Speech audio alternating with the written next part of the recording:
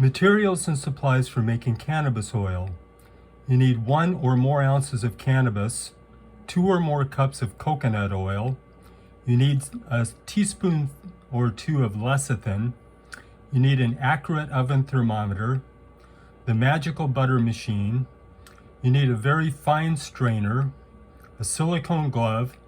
You need an unbreakable container that will hold 2 or more cups of hot oil. And you need a cookie mix requiring at least a half cup of oil.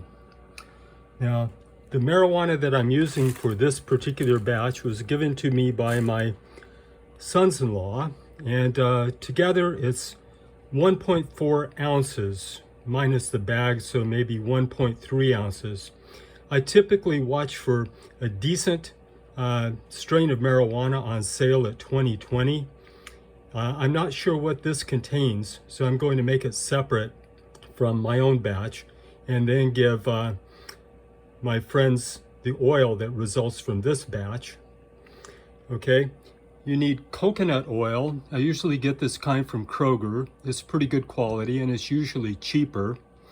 Notice that when you get it at the store, it's usually solid, like the white on the bottom there. This is only partially melted.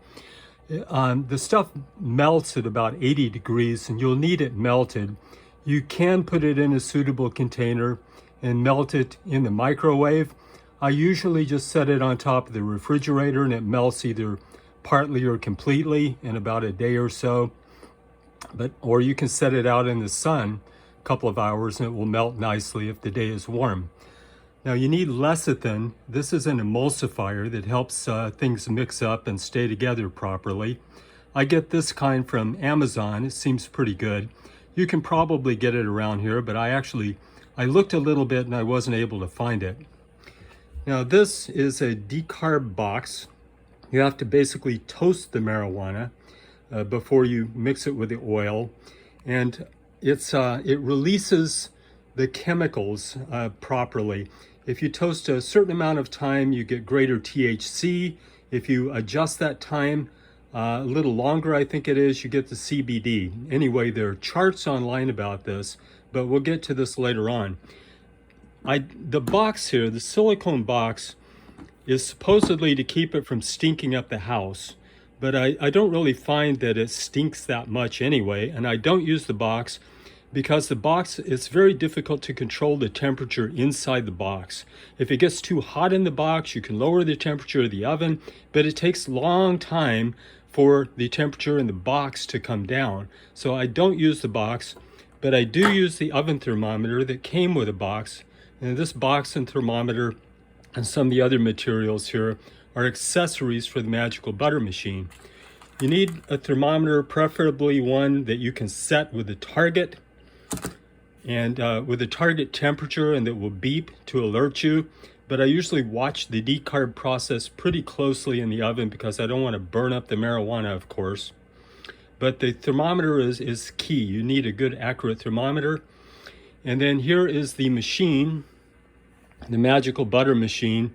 I'm not sure what they're going for now. When I bought this, it was a couple of $100 online at magicalbutter.com. I found a discount code for about 50 bucks, so I got it for about 150 bucks, and it definitely simplifies the process. I've tried it other ways. I've used crock pots. I've used pans on the stove. Both of them are cumbersome and dangerous. This makes the process much more easy. It's automatic. It's got a mixer in it and everything. And you simply set the button correctly on the top, and it will basically take care of the process of cooking the oil and infusing it with the marijuana. Then you'll need a strainer.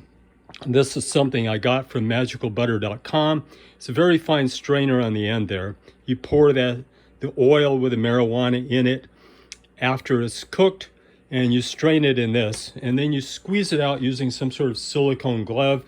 Again, this is something that I got from magicalbutter.com, but you can find these at any cooking store.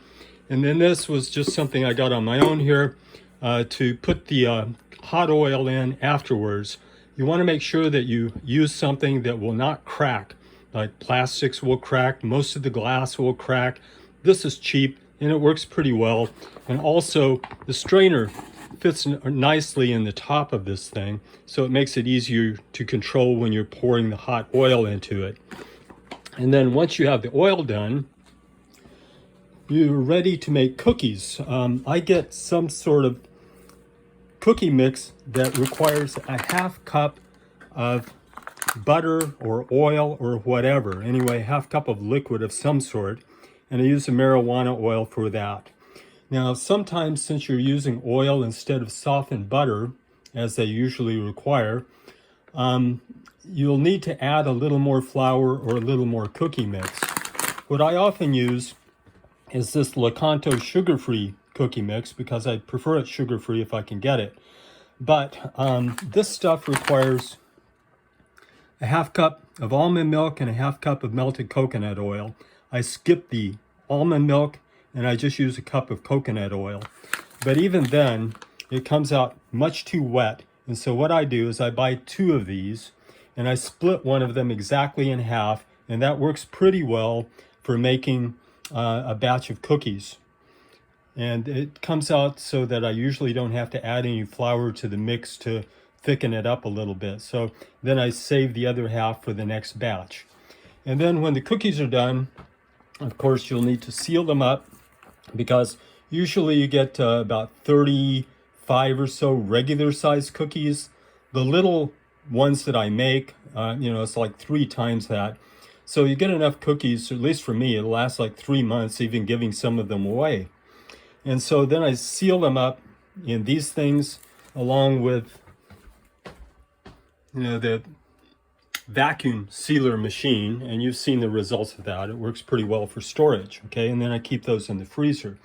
Now the coconut oil, once you've made it in the magical butter machine, you can keep in the refrigerator for months. I've had it up to a year in the refrigerator and it's just fine. Okay, so that's it, I think, for the supplies. Oh, except for one thing. The oven that I use to decarb the marijuana, I use this Ninja because it's much more precise than the larger oven, and of course it takes less electricity. The larger oven, yours might be better than mine. Mine is not very accurate at lower temperatures, and you're going to be doing it at about 230 to 250 degrees, right around there. And this, it doesn't actually bake at that temperature. You can't quite get it down to 230, but if you go to reheat here, you can get it down to 230. Okay, so I think that covers it for the materials and supplies pretty well.